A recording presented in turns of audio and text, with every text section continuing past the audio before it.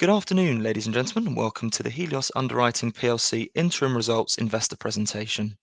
Throughout this recorded presentation, investors will be in listen-only mode. Questions are encouraged. They can be submitted at any time via the Q&A tab that's just situated on the right-hand corner of your screen. Please just simply type in your questions and press send. The company may not be in a position to answer every question it receives during the meeting itself. However, the company can review all questions submitted today and will publish those responses where it is appropriate to do so. Before we begin, we would just like to submit the following poll, and if you could give that your kind attention, I'm sure the company would be most grateful. And I would now like to hand you over to Executive Chairman Michael Wade. Michael, good afternoon, sir. Good afternoon. I will now continue with this and welcome everybody firstly to this presentation. And as has just been said, we'll look forward to your questions by email on the screens in due course. So my first welcome is to say we are Helios Underwriting plc. We are a unique vehicle in the sense that it's a listed company, as you'll know, but also it is an owner of a £500 million Lloyd's syndicate capacity spread portfolio at Lloyd's. We're unique in that respect. We're not underwriting any particular syndicate, such as, say, Beazley or Hiscox. We are a spread of those vehicles. So I'll just go into the first page, other than the disclosure, which I'm sure you'll read with care, and then onto the opening page. Can I also say that these slides will be made available to you in full at the close of this meeting, so don't worry if you can't see everything at this stage. You will have a copy of this, and of course a copy of the responses we make to any of your questions. So hopefully you'll be well informed on Helios at the end of this session. So as I say, we are operating in the Lloyd's insurance market. It's the biggest market in the world for specialist insurance, mostly American business, about 60% as a marketplace, and we participate across about 41 syndicates at Lloyd's with a spread portfolio. So if you were a member of Lloyd's beforehand, you'll be familiar with the Lloyd's market. For those not, there is the Lloyd's website itself, lloyds.com, to look at the market as a whole. So we have a portfolio of syndicates. We have a net asset value of approximately 191p per share. That consists of cash investments and syndicate capacity values. And we aim to produce a return on capital of about 12% per annum as a target. That is our aim. So just going through to the next slide, which is not, where is that? One more. So I think I'm going to hand over to Adarash, who will take you through the portfolio summary. That's the sort of description of the 41 syndicates that we participate across. We, for ourselves, have about 400,000 of that capacity. The third-party capacity is about 100,000, part of the 500 total. So that is the Helios retained position at 400. So Adarash, perhaps you take us on from here. Thank you, Michael. Hello, everyone. So as Michael mentioned, Helios is an investment fund. The fund includes in the portfolio about 41 syndicates. Now, to the uninitiated, Lloyd's of London is a global insurance market, the biggest global insurance market that has about 110 odd syndicates, or you can think of them as insurance companies that can write business across the world, and that's the advantage of Lloyd's. Out of those 110, private capital can access about 60 odd syndicates, and we are on about 41 of those syndicates. Now, the way we curate the portfolio is through use of data analytics and deep underwriting knowledge, market knowledge of Lloyd's. And our portfolio includes about 60% of short tail business and 40% of long tail. That's broadly in line with the entire Lloyd's market.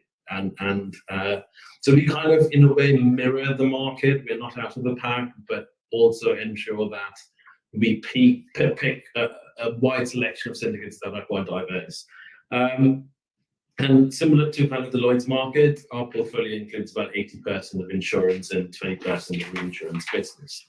If we move on to the next slide, you'd see that this is what Arthur likes to call a Persian carpet. And this kind of splits the entire 512 million of capacity into the 41 syndicates that we participate in. And the way we curate the portfolio, you've got the big hitters in the market, the Beasleys, the Kilns, the Hiscoxes. We do have significant capacity in those. The way to look at it is there is freehold and tenancy capacity. Freehold capacity gives us access to perpetuity in those syndicates, and those are the sort of big hitters that I talked about. If we move on to the next slide, that kind of gives us an idea of the business mix. Again, I'll reiterate, it's a diverse portfolio. So you can see that it is split across multiple lines of business. So for property DNF, it's quite topical in the kind of last 24 hours, but we do have exposure to casualty, DNO, specialty lines, so on and so forth. And one of the things that Lloyd's tend to do is they ask every syndicate who participate in the Lloyd's markets to submit their estimate of certain realistic disaster scenarios. Now, these scenarios look at the net losses, so this is post reinsurance recoveries, reinstatement premiums, so on and so forth, for those defined specific scenarios. And you can see that again, emphasizing on the diversification, we have exposure to, yes, of course, Nat Cat, etc., but we also are exposed to cyber, terrorism, etc. But all of those are below our predefined risk appetite and at a manageable level, so that if ever any of those were to happen, we are well capitalized and we can continue as business as usual. One of the things that sort of we looked at, and this is part of our kind of ongoing continuous curation of the portfolio, is we in the last kind of 12 to 18 months, we took on board, but there was considerable growth in our capacity from about 310 odd to about 512, and this was kind of backed by kind of participation in some established syndicates as well as new syndicates. Now, going forward to 2025, the proportion of new syndicates is going to come down from about 34% to about 16%. And this is, again, part of a well-informed decision at Helios to make sure that we continue to deliver on profitability year on year. With that, I'll pause and we can move on to the financial and over to Arthur. Good afternoon, everyone. Arthur Manners, the CFO. I'd just like to run through the financials, the interim financial statements, and an update on the numbers to 30th of June 2024. I think the key message here is that the market conditions the market conditions have been improving over the last 5 or 6 years. And that is generating increased profitability. And secondly, our share, or the size of the portfolio, and the share or the Helios share of the portfolio, that has been increasing too, and that is starting to deliver good results for Helios shareholders. So the underwriting profits, that's the profits derived from the portfolio that Adaraj described. That's that range of 41 syndicates. That's generated underwriting profits in the 6 months of 12.6 million, up from the year before of 10.4 million.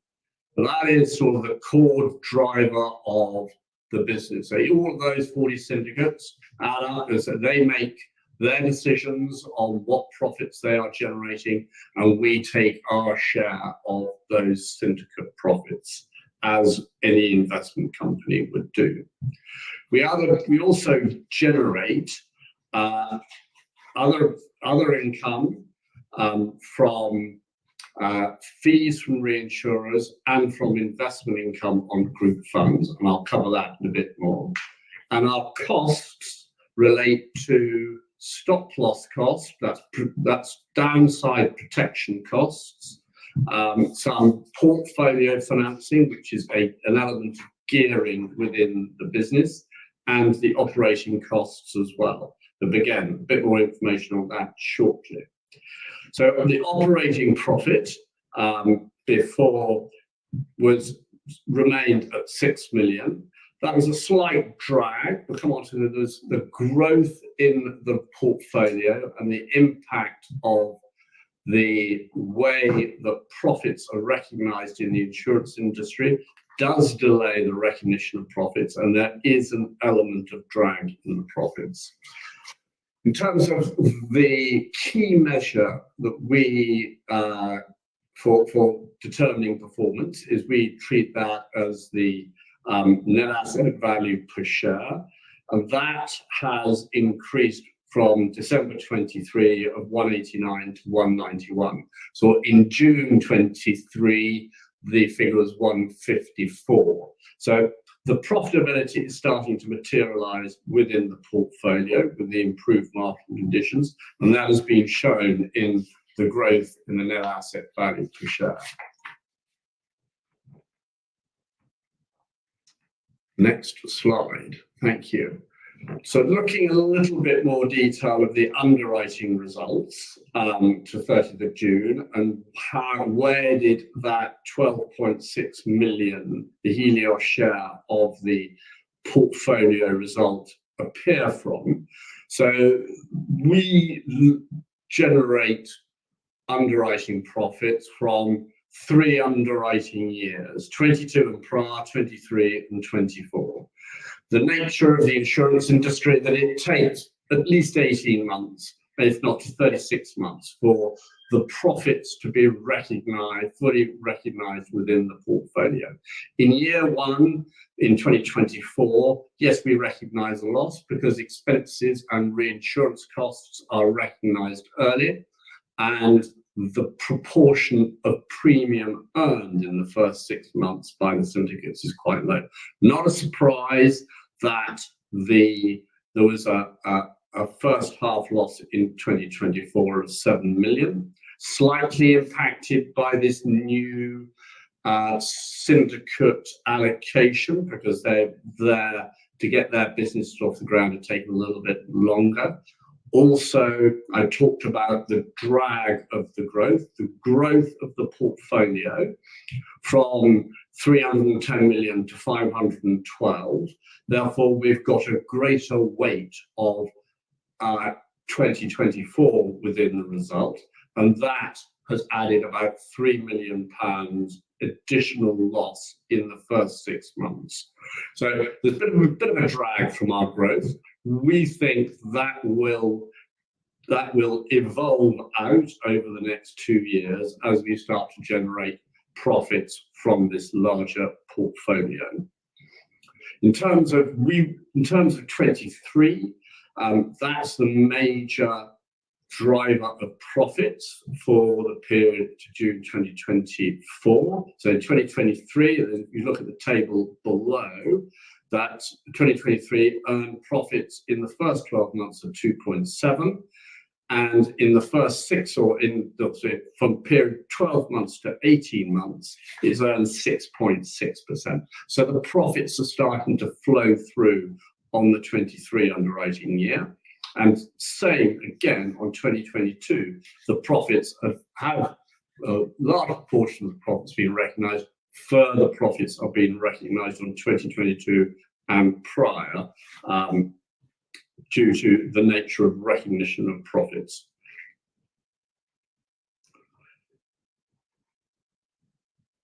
Looking at the combined ratio, this is obviously a key industry measure that every insurance company looks at. The combined ratio is an aggregate of all the 3 underwriting years, and is at 92%, slightly higher than the Lloyd's market combined ratio at 85. as I explained, some of it can be explained by the drag in growth. There's 4 points of that 92%. So I think we are slightly above the Lloyd's market. I think a normalized 88%, which will deliver that sort of level of profitability, will deliver good profits in the longer term. Turning on to the next page on a bit more information on income and expense. Investment income is generated from 2 sources within Helios. One from the assets held by the syndicates, both as reserves and prior to distribution of profits, and that is 281 million as at June, a significant increase on the year before, and those investments yielded 2% over the 6 months and generated 5.8 million pounds. Now, given sort of 18 months ago, those assets were generating much smaller returns, and so the increased yields have been and are going to be a major fillip to the earnings of Helios in hopefully not just the short term, but in the longer term as well. The group assets that are invested, 75 million, largely lodged at Lloyd's to support our underwriting, 75 million, have generated a return of just over 3% in the 6 months. For the expenses, I say there are 4 categories of costs that we incur. There's the portfolio stop loss costs. This is a downside protection, mainly a short-term financing arrangement that if there is a large loss, which might be happening now, we can draw upon a short-term financing from reinsurers. And that is certainly allows me to go to sleep at night if there are large losses in the offing. The portfolio financing costs is an element of gearing within our capital stack, and that has reduced year on year because we repaid 15 million pounds of borrowings from Barclays Bank at the end of the last year, and we repaid those borrowings as we issued unsecured loan notes at the end of the last year, $75 million. And so that interest cost has come into the income statement for the first time in the 6 months to 30th of June. The operating costs have seen an increase. I think there are 2 reasons for that.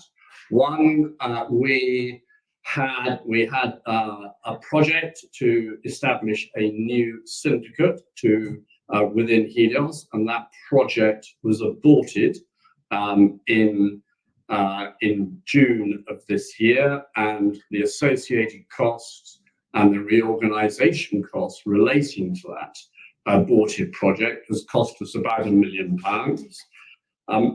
The other element of the increased costs is that we have, over the last year, built out the infrastructure, recruited and built out a syndicate analytical team, and I think that is going to put us in good stead in the future as we are developing a curated portfolio.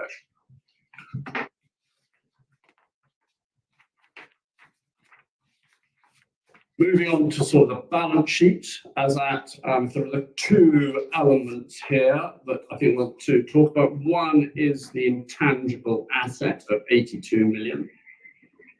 This is the value of the freehold capacity rights. So out of the 40 syndicates, about a third of those syndicates, we have the rights to participate on those syndicates in perpetuity.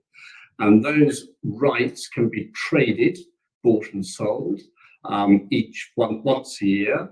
And the price at which those capacity rights are traded, we use that price to establish a value for these capacity rights, and it's treated as an intangible asset. The Capacity auctions happen in about 2 weeks' time, I think is the first auction. And we would expect, well, we're not expecting to see a material change in that value of 82 million going forward. The other assets, I see the funds at Lloyds, the money we've lodged at Lloyds to support the underwriting is 75 million. And the other element, which is new to the balance sheet, is the borrowings of 59 million, which is, as I say, the issue of the loan notes of $75 million. And the key metric that in terms of the covenant and potential repayment of that debt is the debt to asset ratio, that table at the bottom, has to remain below 40%, and currently that ratio is 27%. So I think we have sufficient headroom within the covenants of that debt facility that we are not expecting to breach those covenants in the short term. The notes are rated A- by KBRA, and there's a report issued by KBRA on our website, should that be of interest. Next slide. The capital position is key in terms of what's in terms of the capital stack and the amount of capital we have to lodge at Lloyds to support the underwriting, and that's sort of obviously regularly. The amount of capital we have to lodge at Lloyds is determined by our share of each syndicate, and then there's an element of diversification within the overall portfolio. And the capital ratio as at June 2024 is 36%. That is slightly lower than I'm anticipating going into 2025 because of the growth of the portfolio. The capital required is a balance of current year exposure and capital required to support back year reserves. As the back year reserves grow with the growth of the portfolio, that element will, the capital required to support that element will grow, and the capital ratio will increase going into 2025. At the moment, we have surplus capital of £34 million, largely driven by this line a little bit further up called solvency credit. That's grown from 47 million to 77 million as at June. Those solvency credits are profits that have been recognised by the syndicate, our share of those profits recognised by the syndicates prior to distribution. All profits in Lloyds are distributed after the 36-month stage, so that's sort of pipeline profits, and we can use those pipeline profits to support our underwriting. And there is a surplus today of 34 million of capital within our capital stack. That 34 million could well be eroded by the Hurricane Milton, which is happening at the moment. Too early to say the extent of the loss. We think it is going to be a reasonably large loss, but I think that 34 million gives me some comfort that we have sufficient surplus within Lloyds to cover that immediate cash requirement from Lloyds. Returning capital to shareholders is a key part of our future strategy. I call it the engine. The growth in the capacity and the retained capacity has been growing. So as we said, the retained capacity has been increasing significantly to 400 million. That will generate surplus profits within the business, and we have a dividend policy of paying a base dividend of 6p per share and special dividends beyond that. In the year to December 2023, we paid a base dividend of 6p, and we have returned capital to shareholders by way of buybacks of a further 6p. We will carry on with a share buyback program. It is a core part of providing liquidity to shareholders. We quite understand, we are a small listed company. We recognize that retail investors require some way of selling their shares if they were to buy, and therefore having a share buyback program in place, I think, is an important part. I don't think we will be buying the same quantity of shares back in the future, because we had one shareholder called Hudson Structure. We bought 1/3 of their shares in July, and we have replaced Hudson Structured that shareholding in its entirety just recently, because that shareholder wanted to exit. So I expect a smaller buyback program going forward.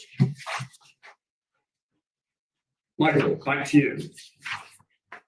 Thank you, Arthur, and I hope that's been of interest to everyone listening. I think the point I would make is that we have a website, as you would know, and refer you to that if you should wish to look at any of the detail.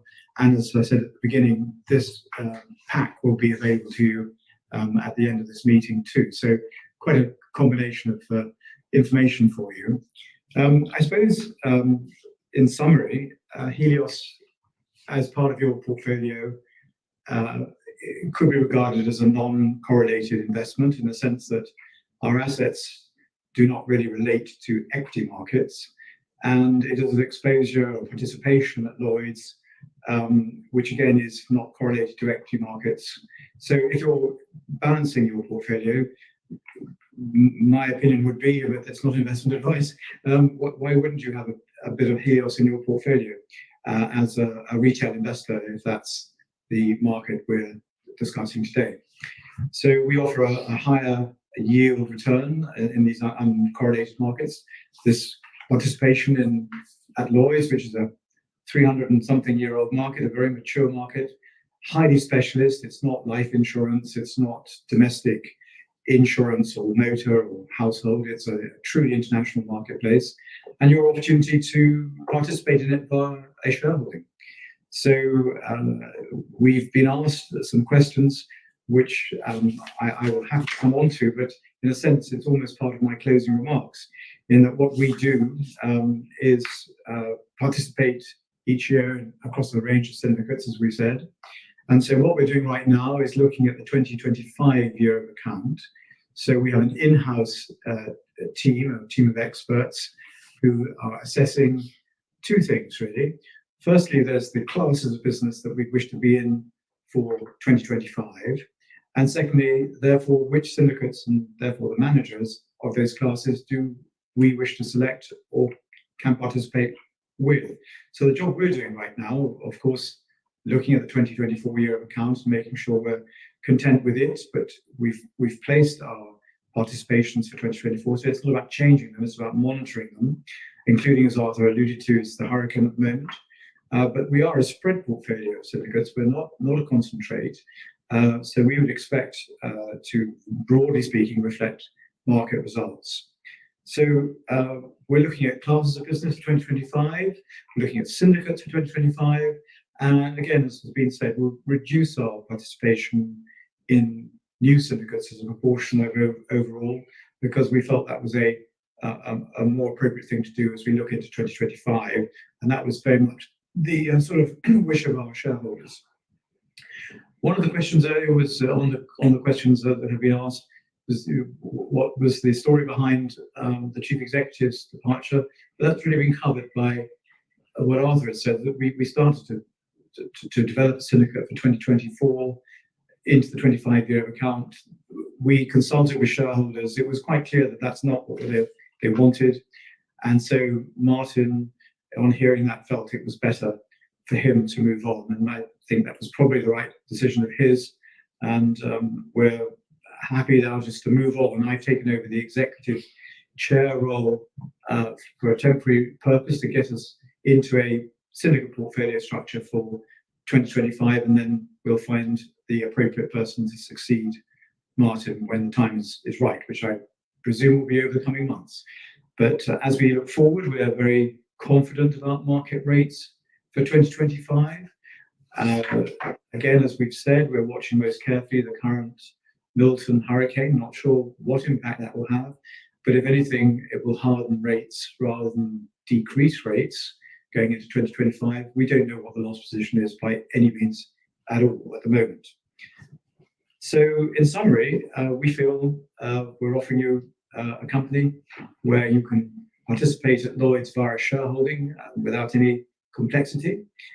We hope that the retail market will continue to be interested in the shares and create liquidity for the smaller sales and purchases that people require for ordinary parts of their investment portfolio turnover. So I think that concludes our presentation. I hope that's been of interest, and we're happy to take questions through the question panel on your right-hand side. I think it's on your screens, and I hope I've covered at least 2 or 3 of the questions already in terms of what is it we do, how do we select the classes of business and the syndicates we wish to participate for 2025. Obviously, that's a matter of subjective to some extent because it's our opinions that need to be thought through, and the board is fully engaged with the executive on each and every decision at the moment regarding syndicate selection. So it's a very engaged board, I can assure you. And anyway, that I think concludes our remarks. Unless I missed anything, Adrash or Arthur? No. So we're Perfect. Sorry, Michael, Arthur, Adiraj, if I may just jump back in there just before we move to questions. And thank you very much indeed for your presentation this afternoon. Ladies and gentlemen, please do continue to submit your questions just by using the Q&A tab that's situated on the right-hand corner of your screen. But just while the company take a few moments to review those questions that were submitted already, I'd just like to remind you that a recording of this presentation, along with a copy of the slides and the published Q&A, can all be accessed via your investor dashboard. Guys, as you can see there, we have received a number of questions from investors that were both pre-submitted ahead of today's event, as well as those that have made their way through during your presentation this afternoon as well. So firstly, thank you to all of those on the call for taking the time to submit their questions.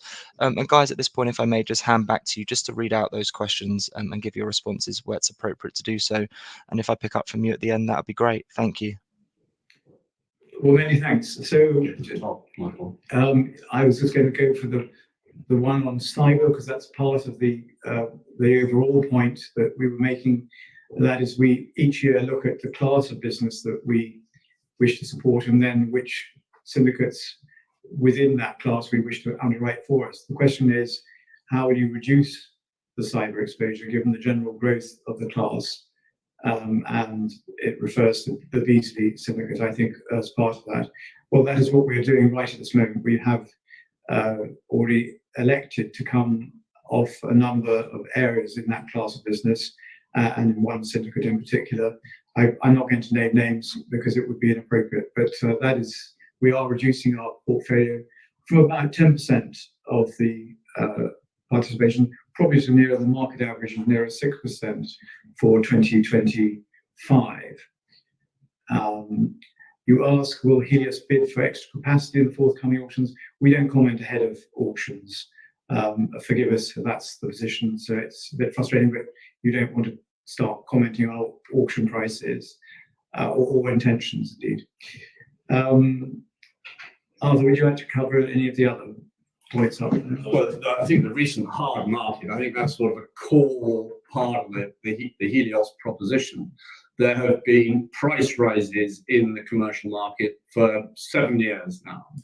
We are now at the top of the insurance cycle.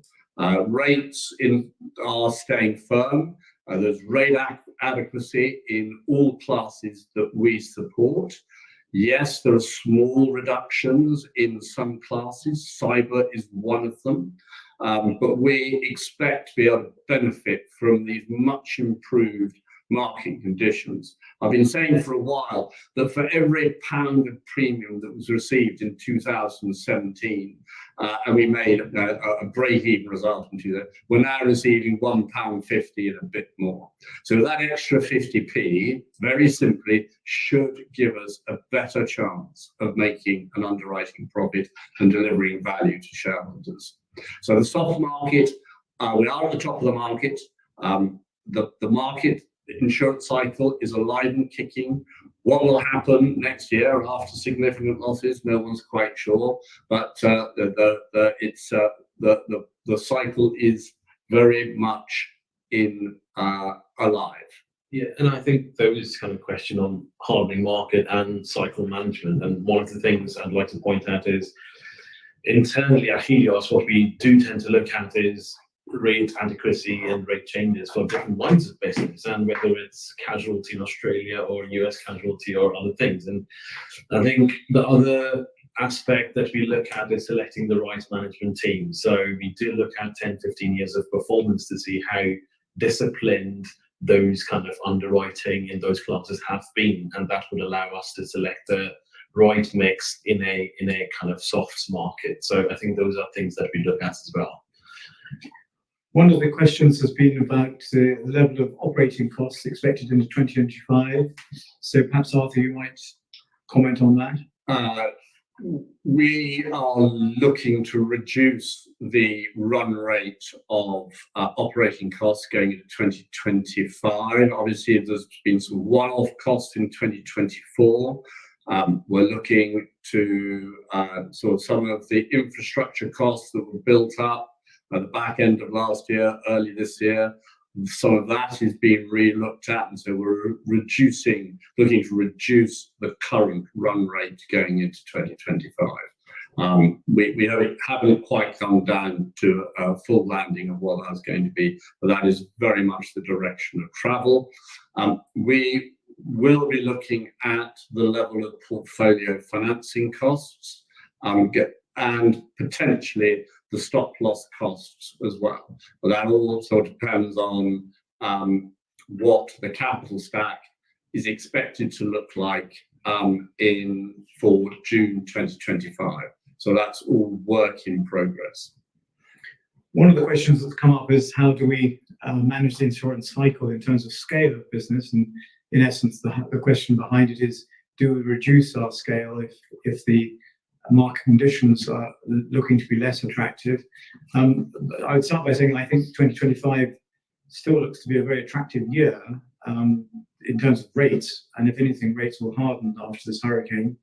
But the generic answer to your question is, we for 2024 have a 512 million portfolio, of which approximately 400 million is retained by Helios, and the balance underwritten by third-party capital through our portfolio. We all share the same portfolio, so there's no differentiation. If we were to look into 2025, I think we pretty much indicated to the market that we would probably reduce our underwriting into 2025 from the 400 retained. Haven't got a number, but it seems to be beginning with a 3, so it'd be 300 and something million probably. And with the balance being taken up by third-party capital, because we do have a lot of interest from third-party capital providers to share alongside the Helios £500 million portfolio, which is regarded as a good portfolio syndicate. So generally speaking, the answer to your question is, as we look at cycles, we will of course increase and decrease our retained underwriting portfolio as distinct from the gross portfolio, depending upon a capital availability to us, and also our dividend policy and all manner of things which make up the component parts. But I think if you look into 2025, we still see it being attractive, but we will reduce the net retained underwriting into 2025, partly to reduce our gearing and partly to reflect market conditions. So I think that answers that question. One other point to make is that not only is the Helios board managing the cycle, but every single one of the 40 management teams that run these syndicates are also trying to guess how the management cycle is going to impact their own portfolio of businesses. So they will be adjusting each syndicate will be adjusting their portfolio mix to balance the risk and reward and prospective change in terms and conditions within the portfolio. So there's a dual process. There's the syndicate level, and then there's the Helios board level. And as Michael said, the one key way is for the share that the Helios shareholders will take could reduce. Thank you, Arthur. And there's a question here about what would the impact of a 50 billion hit be on if Milton was that sort of value on our NAV. I think we can't really comment at this stage. It's almost impossible to know what the numbers will be on Milton. After all, it hasn't even got to the coast yet in Florida. It's obviously going to be a very substantial hurricane. It looks like it's not going to be less than a 15 to 20 billion cost to the insurance and reinsurance markets. Could be 50 billion, as the questioner asks. Could be more. Very difficult to answer. But I think Arthur, in abstract, answered the question earlier in terms of how we would approach our proportion of any such loss. And we will make statements when we're able to do so. I think it would be a bit, well, putting it mildly, a bit premature at this moment. But we've got a spread portfolio of syndicates. We're very well spread in terms of risk. And so we await with the outcome. We will make a comment when it's appropriate so to do. So forgive me if that's a little evasive, but I think we have to be at this stage.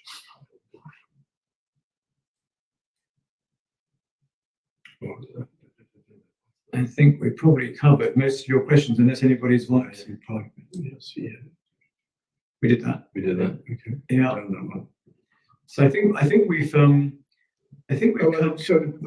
given the increasing frequency and impact of climate-related events, wildfire, floods, storm surge, hurricane, I can take that. How is the insurance industry going to react to the increase or the impact of climate change? So I think the way to look at it is there are some widely used vendor models, 2 or 3 cat models, and they continue to review their research. Since the 2017 hurricanes, they've looked at increased frequency, what is causing that increased frequency of hurricanes. In addition to that, they look at secondary perils, so they look at use bespoke models suited to the areas they're exposed to see what kind of impact floods, etc., would have on their portfolio. The third aspect is more kind of a combination of deterministic and stochastic approach, where they look at different scenarios. So if Hurricane Irma were to hit Miami and so on and so forth, what would that do to the insured losses, to the reinsurance recovery, so on and so forth, to demonstrate to the regulator that every insurance company is sufficiently capitalized for such an event. So that's kind of a kind of hybrid approach different insurance companies are taking to have a good understanding of the losses they might be, risks they might be exposed to, and usually on top of the model losses, they add in an uncertainty buffer to really get an estimate on that. Thank you, Adresh. That's very helpful. Well, unless there are any more questions coming up on the screen, which there are not, I'd like to thank you very much indeed for joining us today to hear about Helios Underwriting PLC. Please do feel free to email any questions in. Of course, read the literature, and we, like you, will be watching this storm with interest. Meanwhile, we look with confidence to 2025 as we balance and select our syndicate portfolio at Lloyd's, which is easily the best market in the world for specialist insurance and reinsurance. It's an incredible marketplace, full of very exciting, very thoughtful people, and that's where we participate. So thank you. Perfect. Michael, Arthur, Adiraj, if I may just jump back in there, and thank you once again for updating investors this afternoon. Could I please ask investors not to close this session, as you'll now be automatically redirected for the opportunity to provide your feedback in order that the management team can really better understand your views and expectations. This will only take a few moments to complete, but I'm sure will be greatly valued by the company. On behalf of the management team of Helios Underwriting PLC, we would like to thank you for attending today's presentation. That now concludes today's session, so good afternoon to you all. Thank you very much, everybody.